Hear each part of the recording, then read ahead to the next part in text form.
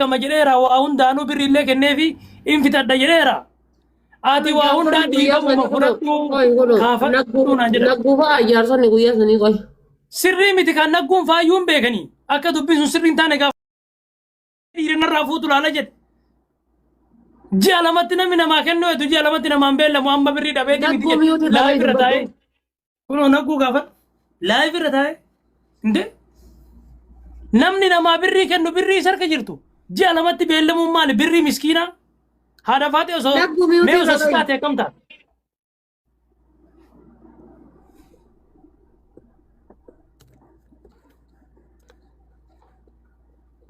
نو سني متبر أتي صافي سإنجد إني بيقاتين ستتقو دندا أتي دبي بفهارة وما ما إفقافتي رقافين كيبر برغافين كي ينكنو جدي قبل لايف رت هنكنو جدي بر ونن كاسف جالمت قارمن تون غافسن دوتي بر أما يوبر دوتي هرمن تون بر دغارو بيسيتي مان وسو بوچ ولغا غبت ربي فوجه جو عرفات نستري سيغله والله نستري مكا كان هرمن تو يودر بيت سينان نما غافتا جچو سينان نما غافتا نما هندايو هرمن تو من غدو والله العظيم ربنا ترجع جچو كيسي كي يكون إماماني والله العظيم لما هرمت الناتنا إمامان ربي ناتي شاهد هذا فاته أنا كي يانجر سنيمت باي أنا مغرى لا فسال إندن دواني إمامان هرمت الناتنا دبيان मैं सगले इसी सी बनूं सगले इसी कले से न तरगित इसी इल्मानती है ये त्याग कले से इल्मानुमती जान तो वो जाना है जैसे सी गले ये गाकी सो जरती Akan jirta nagaa jirta waan fi جيب الحمد لله كنت wallaa bareedaadha beetta ani beetta mana manni jedhu wana waa wayii yaadadheeti waa wayii yaadadhee bakka dubbachuullee natti dhagame beetta maaliif jennaani yeroo namni aarullee yeroo namni waa haasa'ullee yoo namni quba nama mul'isee ittiin jedhe qubni biraa wayii ofi nama qajeela beetta waa waliin namaa fakkaatti beetta wanti akkanaatuni ऐसा और लड़की साथ है भी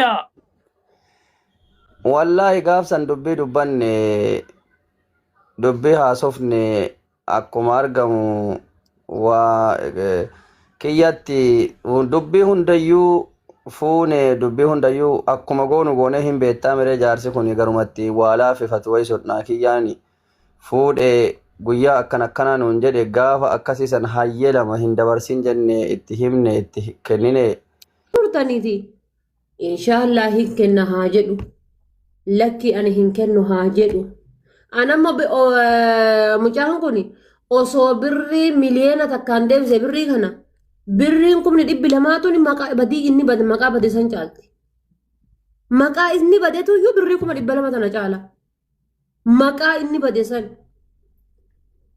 sii galee maqaa santu caala maqatu caala bar yaana gurratu caala bar yoomiyyuu sirraan bu'u gurrii anama gaafa boonaani deemeetiin namichi ilmi mubaarakii tokko gaafa deemeetiin maatii kunoo ebeluuti zariin isaa zarii ekeleeti jedhee inni maxxanseetiin jedhe maal akka dubbadhu dhabee bakka imimmaan ijana fudheetiin iskrool godhee dabarfadhe viidiyoo san jala bakka maqaan agas nama badu maqaa salphaa sanitti hin fakkaatina keessattuu maqaa miidiyaa irra nama badu kanaaf ji'a sadiitti qabatee kudhanitti qabatee kudha lamatti qabatee eega jaarsotaa waliin murtee geessitee xumurtee gastii keessaa buute ati kophaa kan kee wayi kiyyaa waliin haasofne haa hin kenna jedhu achi as dhufee lakki hin kennu mee waan barbaaddanaa haa godhaa haa jedhu haa akkuma barbaadettu haasa'u yaa teettee guyyaa saniin eenne yaa jaarsota bilbiltee gurbaan akkana jedhaa jiraamee maal haa godhu jettee jaarsota waliin hin mari'anne ammallee qo'oma kan keetti seentee dubbii bukeessiti. Marsaa sadaffaa ammallee rakkoon sanii bar anillee bakki irra argisiimu san amma haa balleessu nakku wanna irratti agartee hin jiru koo mee waa dubbadha obboleessa kiyya mee harmee teenne yeroo takka dubbadha isin eegoo seentan mee gooyaa nama guddaa as keessa jira waan fedhallee haa ta'u haadha kenna namni kun nama ilmaan akka kennaa qabu haa hiyyeessa ta'anillee haa ilmaan isii beekamtii dhabdullee haadha dhabduu taatullee nama guddaa yeroo takkaa dubbattu mee dubbadha. السلام عليكم ورحمة الله وبركاته. Waalaikum salaam. هنا قاموا وعليكم وعليكم السلام ورحمة الله وبركاته. Dubbadha maal dhaga'ama. galatooma kana galchitanii fi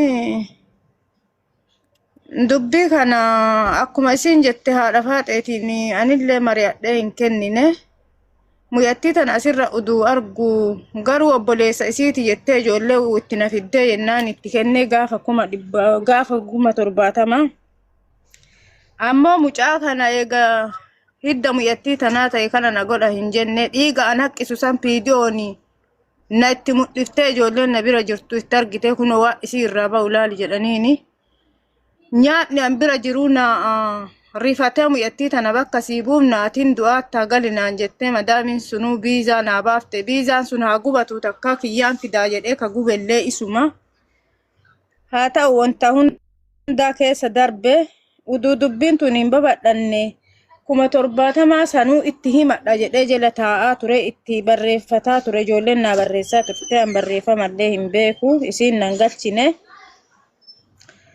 hin darbee ijoolleen dhiiga isa argite rifatteetu viidiyoo isaanii ani biiftu himadhe mana biiftuu sanitti boona eenyuun gaabbuuni suuraa maxxansee irraa haasa'aa ture nallee suuraa kiyya maxxansee booda ijoolleen dawwaltee kootu jedhanii na waamanii dhaqe himadhu viidiyoon bayinaan jedhanii ishi jedhee viidiyoo isa hin gaabbuu waamtanii gaafatu hin dandeettanii namni tokkochi naa bane hin jiru muyyattii arabtittiititu naa bane banachoo sanuu wallaaleeti kiyya achi asillee deebee baabaa nuuraddiini viidiyoo sanii haga dubbatanii ka'anillee dhufee dubbii jaarsummaa qabe keessaan sii fixaa jedhee na buuse ishi jedhee itti kennadhe keessaan naa fixne dubbitii isin jettan san itti hima haadha faaxeetti dhiisaasan. dhufaara Gaafa isin araarsuu akkamitti dabalee? dubbitii yararraasee baabaan nuuraddiiniin sun dhiise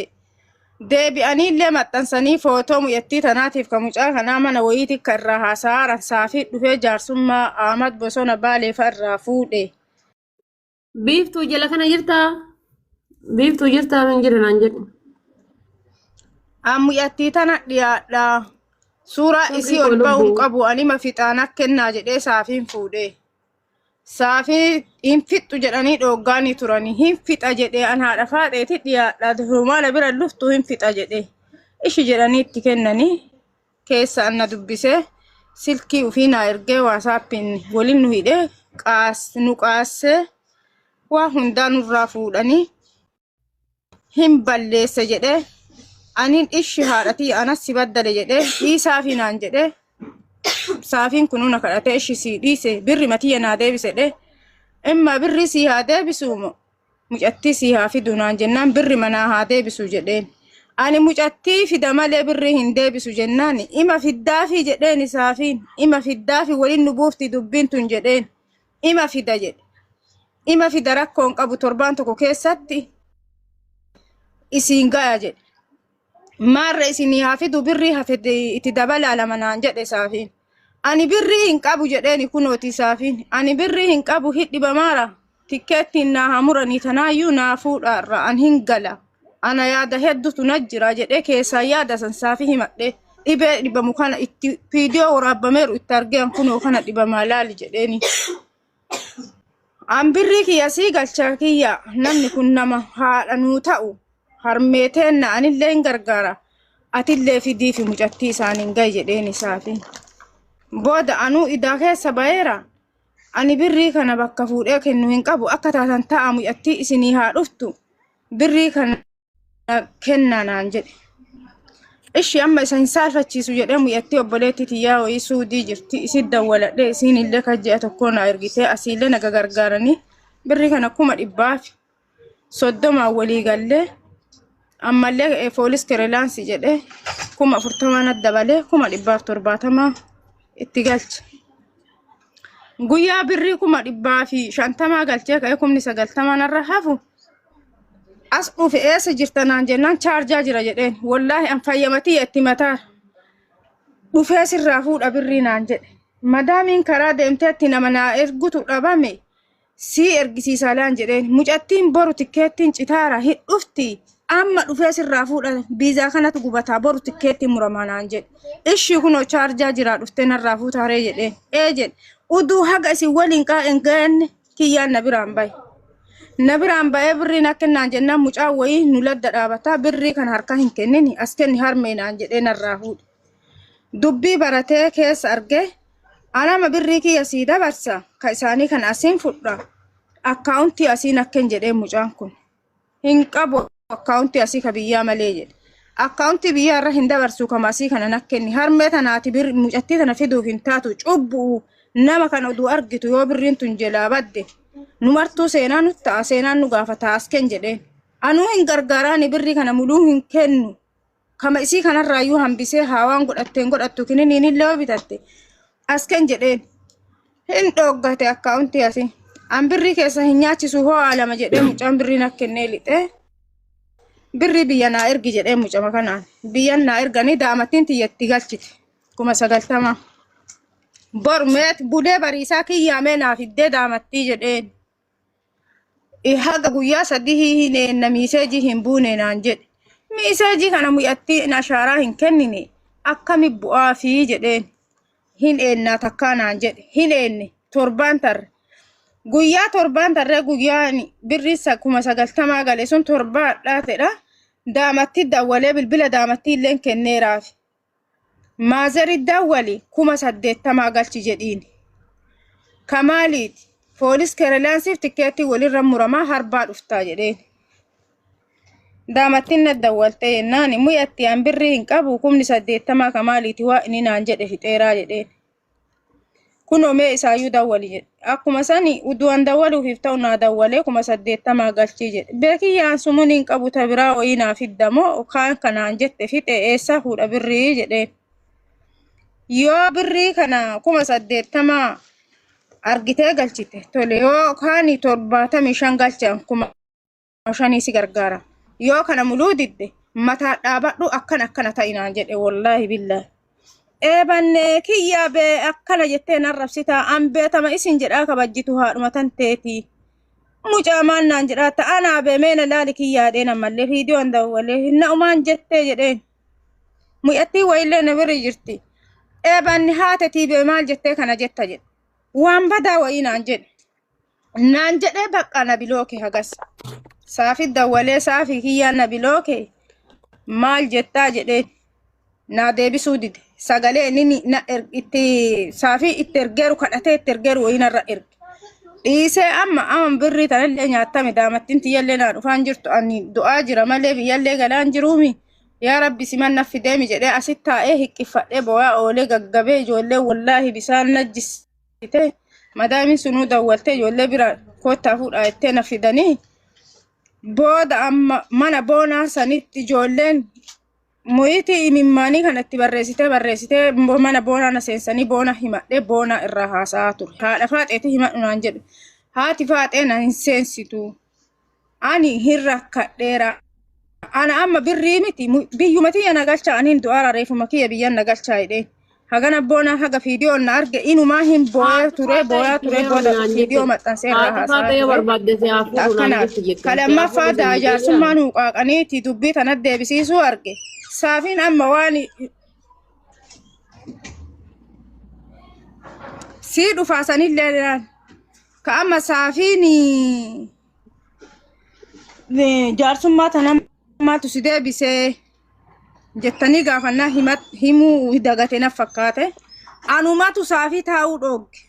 Na dhukkubee jennaan birrii tiyya si amanee sirra galche 70,000 ummanni yoo irdaa taalee naa guura yoo baddullee haa baddu 70,000 dhiise taan sirra galche. Ani dhibamaa jira. An biyya tiyya galaa daamattiin illee naa dhufaan jirtu. Birrii naa soqi jedhee saafii anumatu bilbilaati. Hirriba dhoggaara halkanii guyyaa. Adada na dhukkubu adada na deebee gaggabaaba fadhuun an saafii dawwalaa saafii dheengadda gaafa fiidiyoo isaa maxxansellee fiidiyoon na argeeti ka maxxanse akkana dhukkubaaruu argeeti. Ka haati faaxee si haa fuudhu naan jette jedhaattu. Jalqaba gaafa birrii 70,000 sahimachuuf jala kana taa'e Faaxumaa jedhanii suudii jirti na fakkaataan talti sun si jala barreessanii namni hundinuu dadhabee mana intalattii diimtuu tana maqaa isii eenyu mana intalattii diimtuu takka maqaa namaa kanan qabadhu wallahi. Morkattuudha. La siifanii miti mu'attii gaafa duraatiin jaarsummaa irraa buute seente. Morkattuu biraa isin fuudhee deema. Mana amma ijoolleen tunniin illee barreessitee dadhabdee namni wayii seenee oluun seeneen si hime si'ii miira wayii keessa jirtu aarteettu si himan nama guddaa nyaate obboleessi.